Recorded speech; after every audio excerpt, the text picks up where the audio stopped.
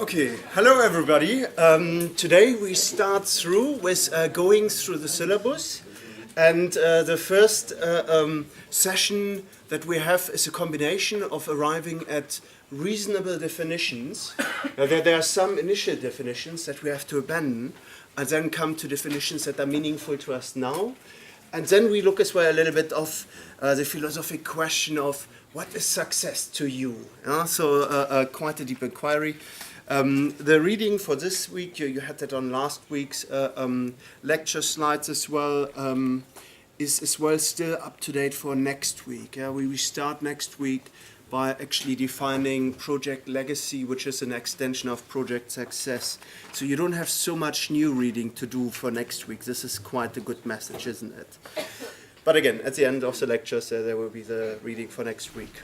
So today, project context, we look at a few definitions, why we have started projecting our activities suddenly.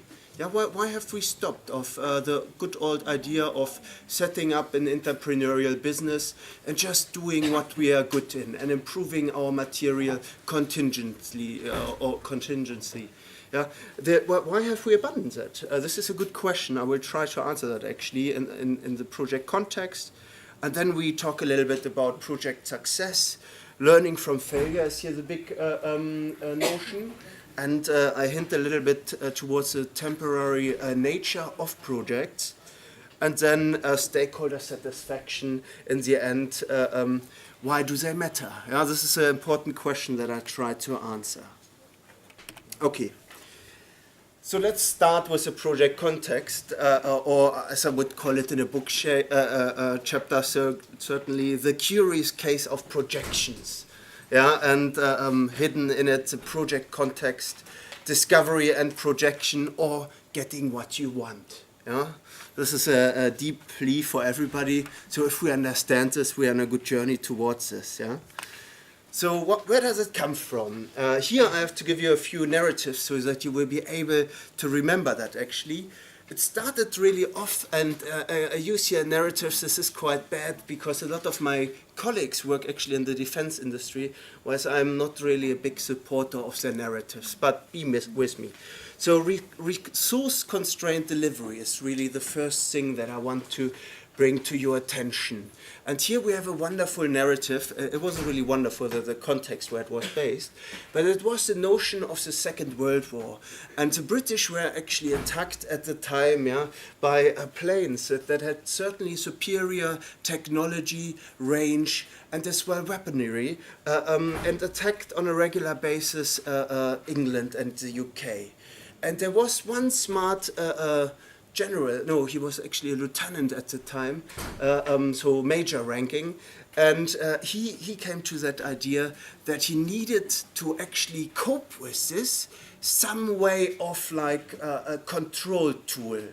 Yeah, and the control tool that he had in mind was already developed. It was radar. Yeah, it was radar of where potential attacks or issues arose. So this is quite important. So he knew that he was technologically not really on eyesight with the attacking planes, but he could do something else. He could allocate the few resources that he had based on whenever he saw on the radar attacks coming, locally solutions. Yeah, so projections, in its meaning, have the chance of using resources very aimed of solving what we are after. So I hope you forgive me for that narrative, but that is really where it came from. Yeah, we could actually, with a projection, start allocating resources to reach solutions where normally you would just say, oh, this is deemed to fail. Don't even attempt it. Yeah, and there's actually still there are books around this as well if you're interested, especially with historic concept. This came from Cranfield. Yeah, I should give them really a certain credit for this because that colleague is quite heavily involved in the training of the defense sector and military as well. Then there was something else. There was an accelerated delivery. And this I counted last time to the Apollo project. Yeah, it was a race to be the first on the moon. First there was a race to be the first in space. but somebody must have been as well, project manager, had a hidden answer. Let's not put a human in, put a monkey in, and send him up and claim we were first. And they did it. The Russian won that game. Yeah, if you take it as a game. Yeah, so actually Soviet Union, to be correct, was the terminology there. Yeah, but then the next race was really one that was popularized through media even. Yeah? So even a president said, we are taking on the race to the moon. Yeah? And that was a whole Apollo mission. And if you want, the many projects that follows. Yeah?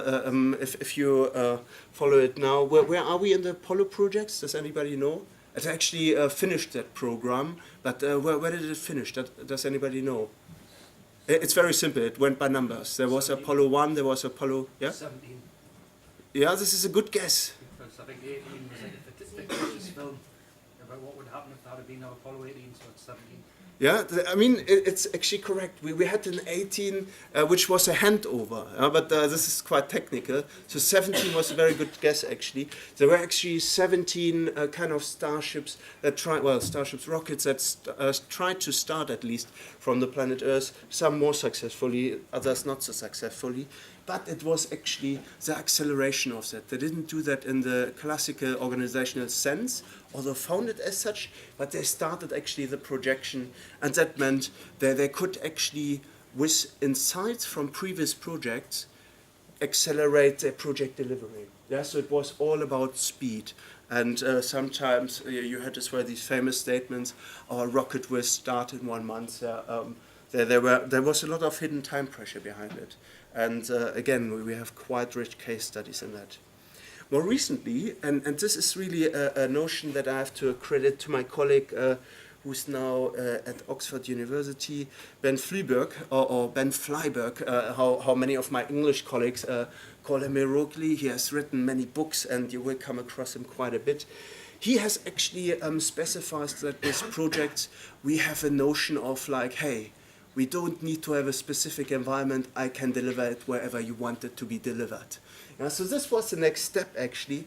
It was independence from locality, and there's a huge political attachment. That means as well you remove yourself from local expectations. Yeah, so this was another element that was actually quite gripping in a way. And the last but not least, I have to credit it probably to M&S and I think David Beckham, the desire delivery. Yeah, who plays football? Can I just ask that? Okay, a few, this is good. And I like that somewhere as well hinted, hey, you play football too, I've seen you. So collaboration is part of this. Does anybody have like nice football shoes? Have you made your own football shoes? Now some of you think like, oh my gosh, he's crazy. What is he talking about? Some, yeah? Who has Beckham shoes? Oh, no, okay. They come with a price tag, I should add that. Yeah, it's kind of a luxury item in a way. But he actually states, he puts his shoes like kind of in front of the camera and he says like, you cannot have my shoe, make your own shoe. And then it's basically that you can put your different things on the shoe, you know, and it will perform then better. Yeah, so there's a deep lesson to be learned in that. Yeah, so it's now a lot more user, market, or consumer specific. Yeah, this is where we have arrived. It's kind of fascinating and pretty cool, right? Well, something like that. Okay. So this was a good start, and in the meantime, I was a huge supporter of that because I have actually a hidden agenda when I was kind of born or just about before that. Yeah, I was really curious about exploring the universe and our planet to the deepest corners. Yeah, and and really understanding why we forget a lot of our stuff in the past as well. Yeah, the advancements that we had already. So in a way, we have here a huge correlation that I will try to show you in this lecture. Yeah, that is actually a link. So at the moment, this may be a little bit bewildering. That is quite all right. Okay, what is a project? I'm after ambiguous definitions. Think simple.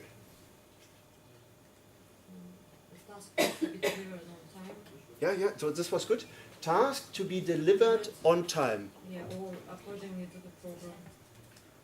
Accordingly to the program. Yeah. Okay, so we have already here business context. This is a proper scheme. Yeah, you don't just have your project.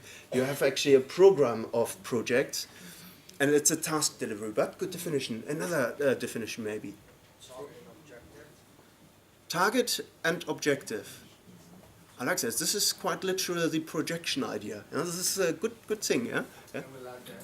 Start and end point. Yeah, start and end point. We were getting closer. This is good. Together we come up with a very good definition. I like that. Yeah? A unique objective which has a start and an end. Sorry, I didn't get the first bit. A unique objective which has a start and an end. A unique object. I like that. Yeah. So do you think an object in terms of product or material? Okay. Yeah, this is true too. Yeah.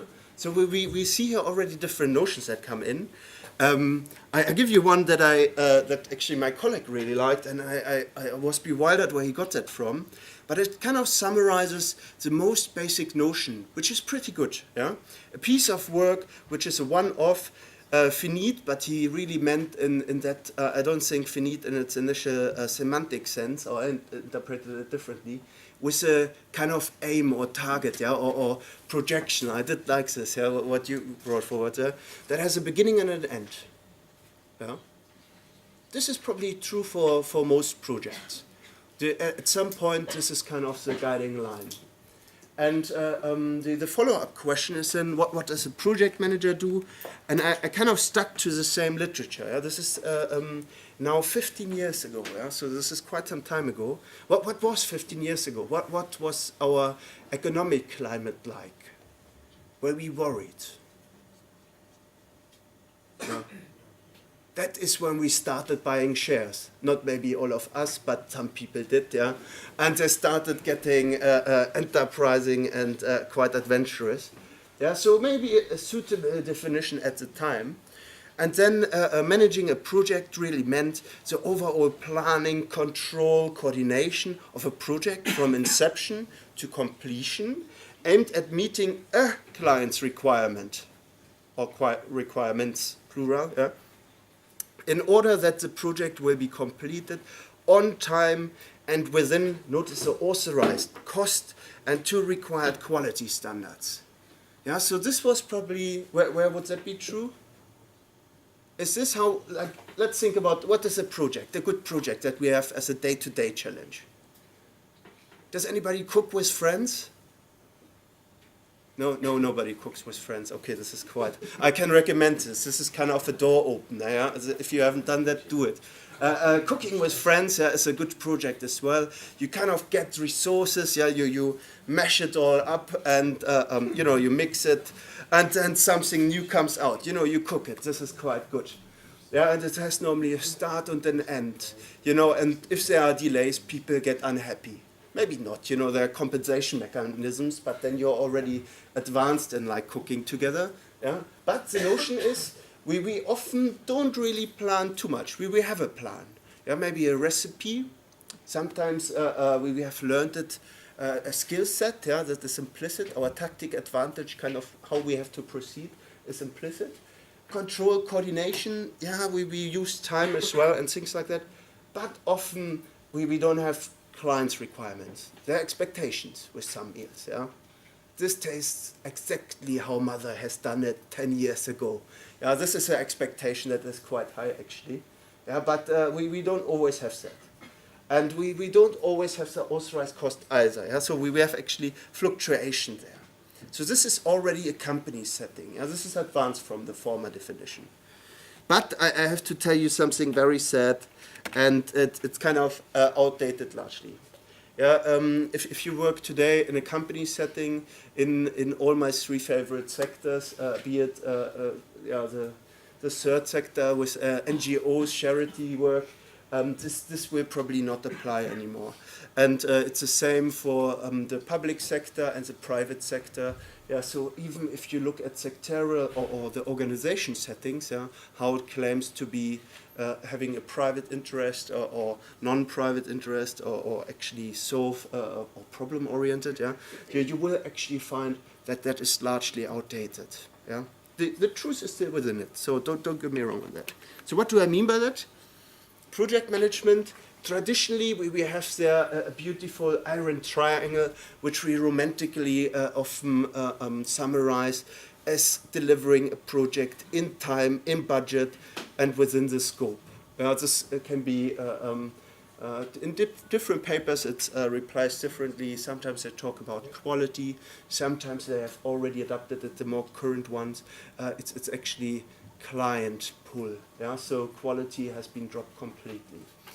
And we had the finite time notion. Yeah, so from a given brief or setting to delivered brief. Yeah? This is a timeline. Yeah? And below, I gave you as well the a project life cycle, if you want. So we initiate the project. Yeah? We have everything. We are ready to go. We plan it. We kind of look that we have the resources at the right time, and then execute it, of course. Yeah? Or implement it. There are different processes. We come to that in a second. The language is quite alternative there. And then there is a notion throughout we control, feedback on regular times, yeah, see that we are actually up to the projected pace, and then we have a closeout where we hand it over and we walk away. Yeah? That was an idea. In it we had the integration of time, cost, scope, risk, human resources, yeah, so getting people in to do it. It's one way of describing it. Then communicating throughout, that everybody's up to speed, that they know what's going on. Quality, and of course, last but not least, this was often driven by procurement. Yeah? So, some literature, depending on what you have read, if you go back to the 80s, project management was actually a procurement, suggested to be a procurement method. Yeah? So if you would deliver a project by project management, you would actually the procurement would be from there on, they are delivering whatever you want. It was the idea, you have a client representative, and he does it for you. Yeah? So there were other procurements. Yeah? There was as well relation-based procurement, which arguably didn't really fit with that. Okay, where have we moved towards? This is actually the one that I favor personally. This is as well why it's in my reading list. So this comes from a book that we are using. The role of the project manager involves the management of the definition and delivery of the project for stakeholder success in its contextual focus. Yeah, so this sounds a lot more flowery. Yeah, can I just ask, has anybody worked on a project where you actually had the chance to define your project? The conceptual level, steer it a little bit? Okay, 2 arms, this is not the majority. Yeah, I can tell you now that there seems to be like a hidden career path. Often you get put in a situation where you are starting on the former project side, yeah, on the delivery side. So I'm not quite sure why that is. In the company where I went at a graduate training for 1.5 years, and we started on the conceptual side to actually understand what we are trying to deliver, which was actually quite illuminating to me. But different companies have different scenarios behind it. And maybe in your company you should make the case as well, starting on the conceptual side and then on the implementation side, that you know where expectations and kind of the goals come from. Yeah? Okay.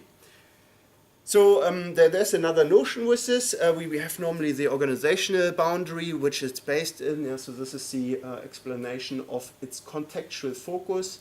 And there's certainly a division between the inner and outer.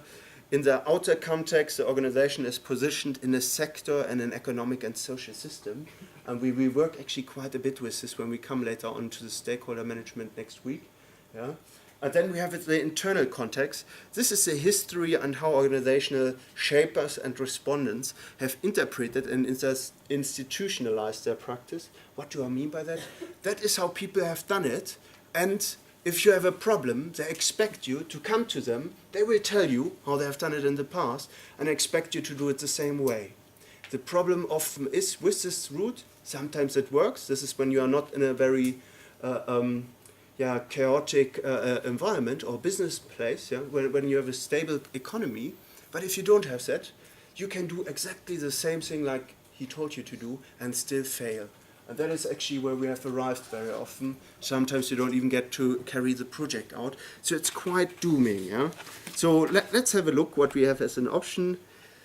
The option is, of course, to adapt our project management style to the environment. I showed you this before.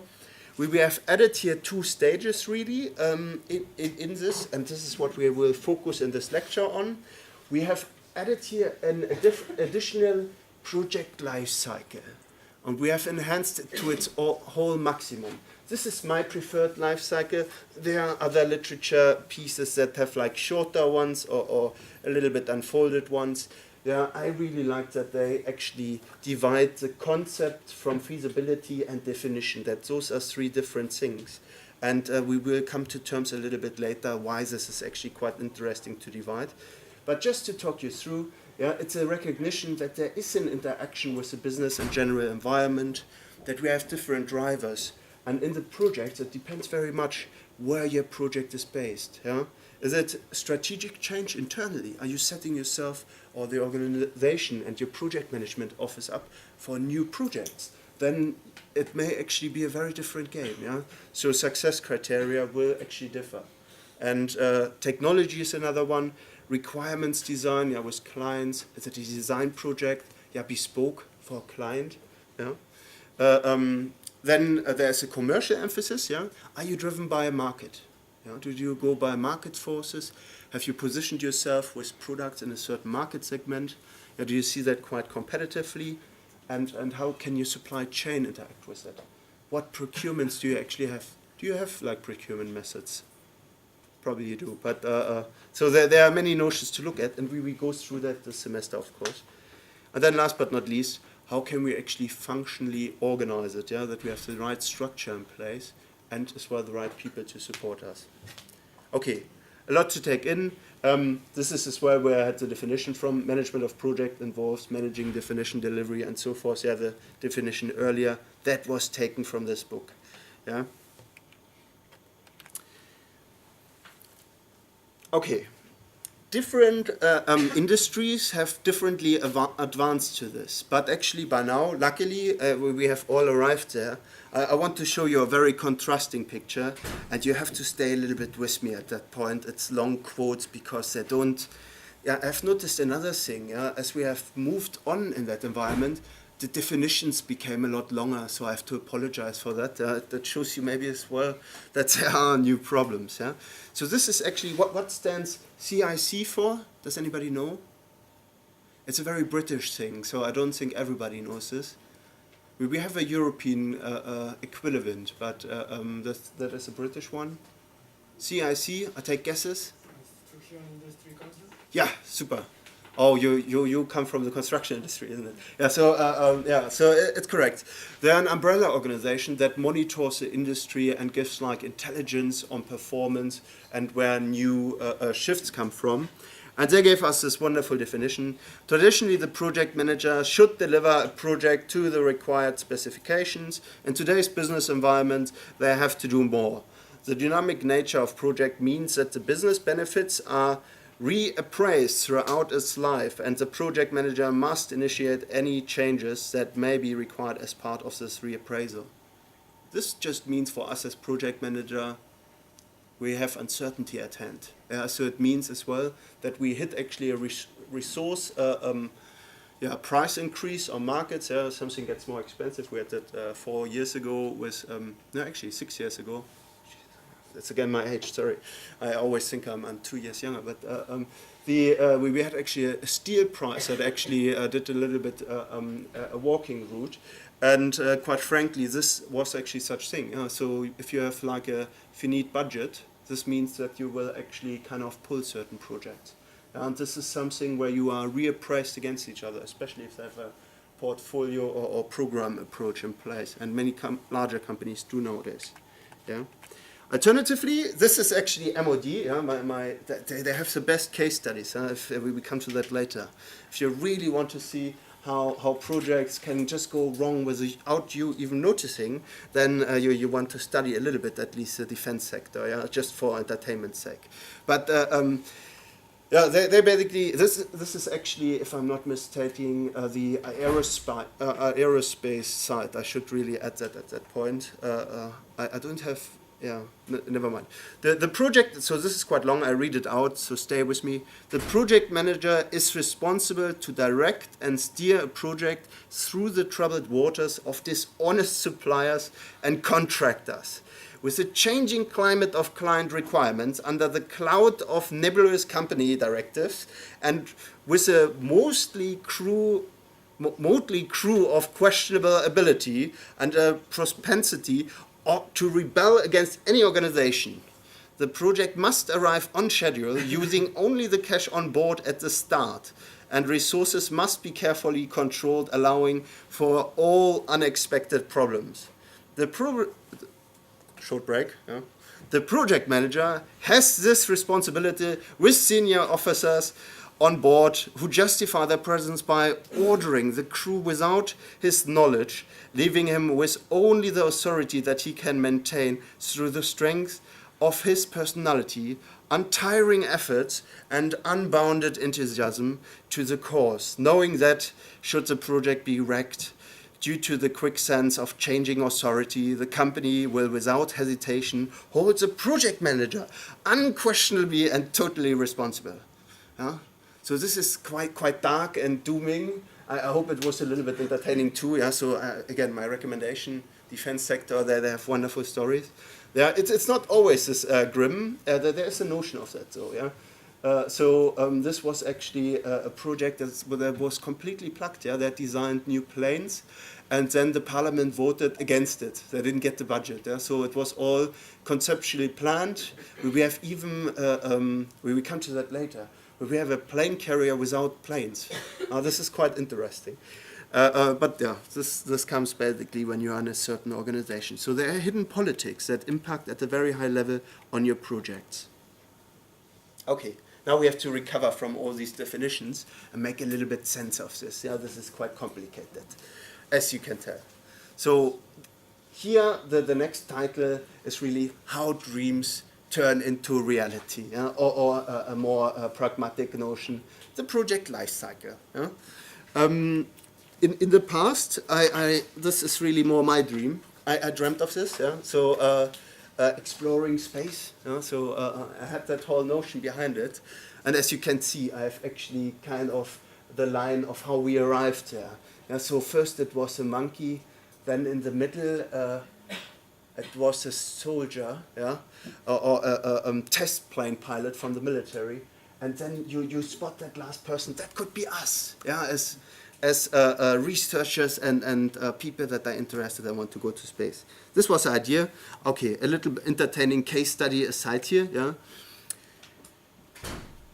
We start, of course, in the project life cycle with the concept, and there are connotations to this. This is really taking again from the book, quite prescriptive. It identifies who the stakeholders are and their relative influence on the project. And this has become more important today. Yeah, we have seen actually many projects, especially recently, when we come to the later part, you will see that there seems to be a determining factor on us. Within that is as well the stakeholder expectations and values that they hold high. Yeah? Identify, of course, the project constraints. This is often a consequence, and investing technical and financial issues and how they relate to the stakeholder expectations and how we can actually manage them. Yeah, so there's as well customer and client requirements. Yeah, does the client actually try to sell this service? Yeah. And then last but not least, from this whole process, we arrive at the process of defining the deliverables and their achievement. Yeah, how are we going to do this? So in a way, in the conceptual phase, we kind of come up with the idea and postulate deliverables, agree them, then initially, then we go through the feasibility stage, which we come to now. Yeah. Here, by the way, I tried pictures to highlight the concept. Yeah. So how do we arrive at the spacesuit? This is the idea. Yeah. This was how it looked after the initial conceptual design, yeah, where it was brainstorming, what do we need, how would a good spacesuit look like. By the way, I've stolen that from some computer game, yeah, so there was a similarity. It's not quite that suit, but we come to the reality. So then we have the feasibility phase. And this is normally an initial conceptual stage where you start asking around how much will it actually cost? Can you deliver this? So you go into supply chains and do the research. Often with feasibility, we have as well other hidden costs associated. So we will actually talk about it. There are smart tools like Pestle and other creative techniques of associating value with ideas. Yeah? So there's as well value management, value streaming. You will have that, I think, with Claudio as well. That is one way of doing it. There are others. I hope I can show you the diversity in this semester. And the important thing is investing technical and financial issues and how they relate to stakeholders' expectation and what is most valuable. So we kind of had that before, but here we're going actually down the route of attaching cost to it. Yeah, we quantify it. Then again, it's still the defining stage. Yeah? We have to revisit our list that we had there, defining the deliverables and their achievement. We put as well cost to that. Yeah? And then last but not least, you actually approve kind of budgets where you arrive. This is not just your team. Yeah? This is important that you go back to the client and to the other stakeholders and look at the feasibility as well in the greater picture. Yeah? So there has to be the communication. This is very essential at that point. And after the feasibility, you notice we don't have the rocket pack on the back anymore. Yeah? This is actually the pressure suit that came out from that exercise in reality. Yeah, so I want to use here the Red Bull space dive as a parallel case study. Yeah, so this was actually the suit that they went with. This was after working with all their suppliers and going through the feasibility stages. Sometimes they hadn't even developed the components yet. Yeah, so this was as well something that was actually ongoing at the same time. This is very important, to go through the notion. There were as well in the supply chains small companies competing against it, just because there was time pressure to have this particular part on the suit. The wonderful case study, and it's open source, so you can actually access it. So project, when it comes to the definition phase, we can actually break it down. The design is normally refined, sometimes even to a manufacturing stage, in our case not. Yeah? So defining the what and the how of the project with core stakeholders. So we are back at agreeing this. Yeah? And we come to the agreement phase in a second.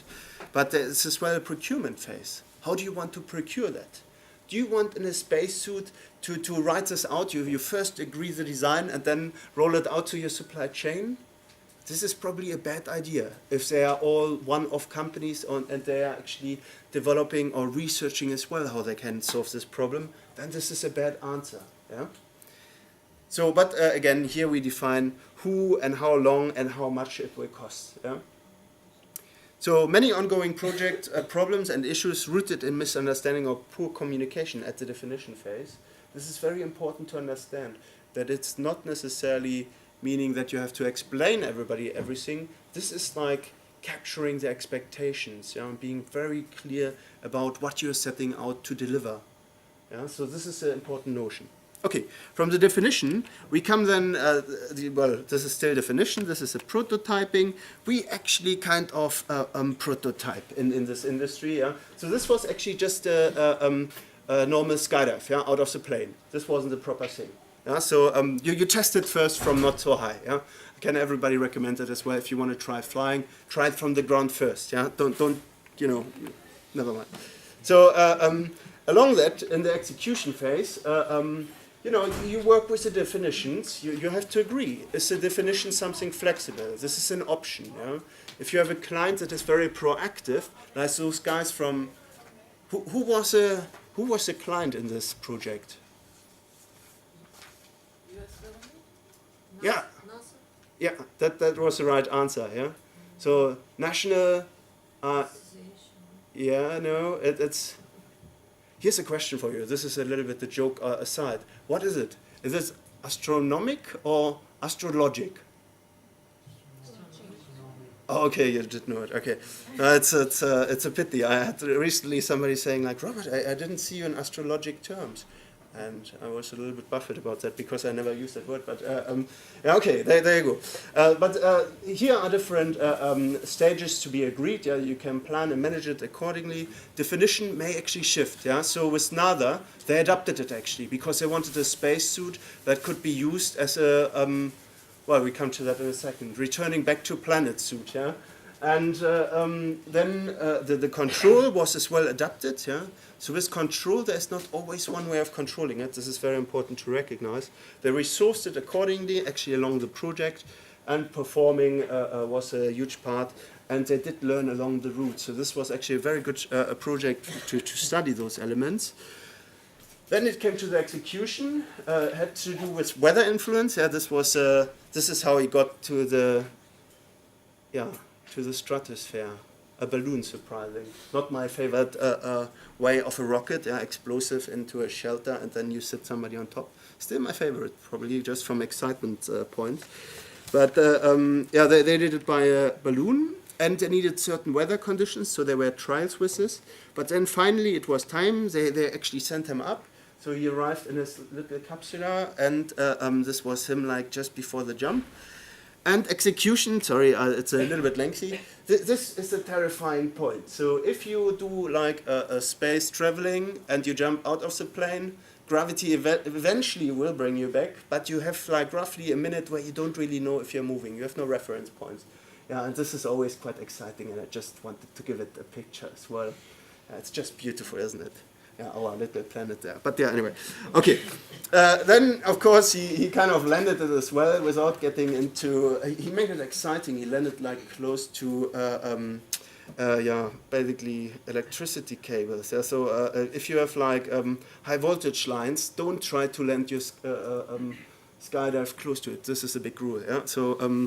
but he knew this, obviously, and then, yeah, this was kind of close. No, it wasn't close out, but basically it was operational to a degree. Yeah? So they could then analyze the data and decide where they had to adjust it and then close it out. Yeah? So it's actually simple. This was it. This is actually the semester kind of summarized. Any questions? No. Any questions? No? Okay. Well, kind of all being said, yes, and this was an interesting project. There were a lot of hidden issues as well with it. It was actually a program. But I still think it's a very powerful input. So something doesn't really work out. So we have that acceleration. We can do a lot of cool things. So let's have a look a little bit at the concept versus what we have delivered. This is roughly how I live. Well, not really, but this type of building. Yeah, when was that built roughly? Guesses? Who's interested in houses? Late 19th. Yeah, wait. What? Late 19th. Yeah, 1910. 19. Sorry, yeah, late 1800s, which is the 19th century. Yeah, so roughly 1870 to 1920, this was quite hip. This was like the design you wanted. Yeah, but I'm still living like that. What is the lifespan of a building? Rough guess? 50? Yeah, those guys still build with 50 years in mind. And what do we build nowadays for? Housing? 25. Yeah, this is good, 25. 15, yeah? 15 to 25. Portable housing, isn't it? Yeah, well, portable houses is actually shorter, yeah? But so there's a certain implication. It means major maintenance if you use today's houses. Yeah? They're as well built cheaper, yeah? So there's a certain benefit with it. But it doesn't create the value. I would prefer to live in something like that. This is a personal choice. Yeah? I like the idea of a glass box. But not everybody's choice. Yeah? So this is what I could have been living in. But do we favor this in the construction industry? Do we build a lot of houses like this? No. It's certainly not on the, that is our cheap price option tag, yeah? This comes actually quite pricey. Or it's really just assembling glass or something like that, yeah? No, but okay, so something didn't really pan out. Do we drive around in those cars? Okay, this is not everybody's taste, yeah? No, we don't. Yeah, they are around. The answer. This is, by the way, a heroic translation. Yeah, think about it. That was a concept, and that is what we thought. Yeah, so there is a notion here. Yeah, I have a reverse, so this is automotive. Then I have the reverse. Yeah, this is when I was kind of born. Ah, okay, never mind.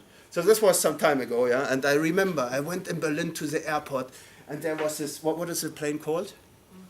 Concorde. Yeah. Then there was a what was the Russian version called? Ooh, this is kind of. No, nobody knows. Okay, homework. So the Concorde landed in Berlin, yeah, and this was pretty cool. And you got champagne when you got on it. There was 2 seats per side, very luxurious. 2 hours you were in New York. This was amazing. I thought like no problem in collaborating with our friends in Hong Kong anymore. Yeah, I fly over for an hour. Kindergarten. Yeah. Now I'm here, and I show this in heroic memory of this.